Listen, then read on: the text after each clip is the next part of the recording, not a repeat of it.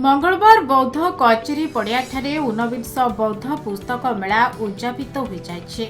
जिला journalist forum पक्षर आयोजित पुस्तक मेलार उद्यापनी सभारे मुख्य अतिथि भाव में अतिरिक्त जिलापाल अनिरुद्ध प्रधान मुख्य अतिथि भाव में जोग देथिले।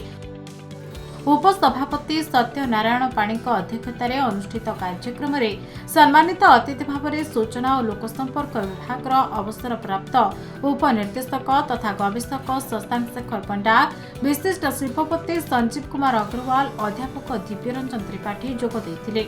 वरिष्ठ सांबादिक सत्यजित कुमार पंडा मंच परिचालना करथिले। एही उद्यापनी अवसर में अनुष्ठित सांस्कृतिक कार्यक्रम को विलंबित राति जाए दर्शक माने उपभोग करथिले।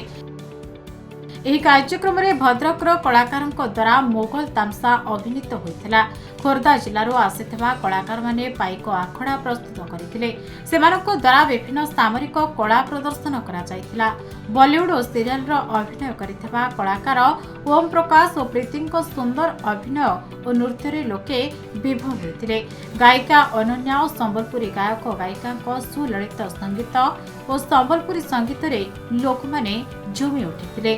कार्यक्रम भितर बौद्ध साहित्य संस्कृति ऐतिह्य विभिन्न दिन संध्या मंच आलोचना चक्र गुड़ाक विभिन्न अनुष्ठान पक्ष अनुष्ठित होती सहित कविता पाठोत्सव एवं सांस्कृतिक कार्यक्रम विलंबित राति जाए प्रदर्शित होती। बौद्ध जिला समेत बौद्ध जिलार बाहर ओडिशार विभिन्न जिलूर सांस्कृतिक दल मैंने आसी विभिन्न दिन सांस्कृतिक कार्यक्रम परिवेशन करते।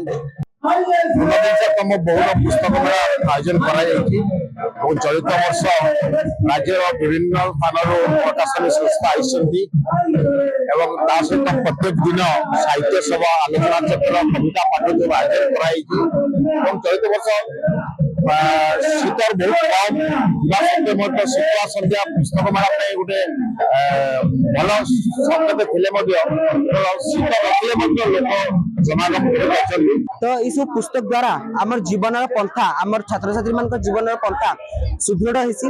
ये पुस्तक मान द्वारा आम बहुत जिनस नूतन जिनस शिक्षा लाभ कर आरी पुस्तक द्वारा आम अनेक नीति शिक्षा जमी बौद्ध हूँ बुद्धंकर जिला बुद्धंकर ना रे बौद्ध नामित तो बुद्धंकर जो नीति शिक्षा मान अच्छे आम पुस्तक माध्यम आम सब जानी पारुछु। बौद्धर जयंत मिश्र रिपोर्ट खबर ओडिशा।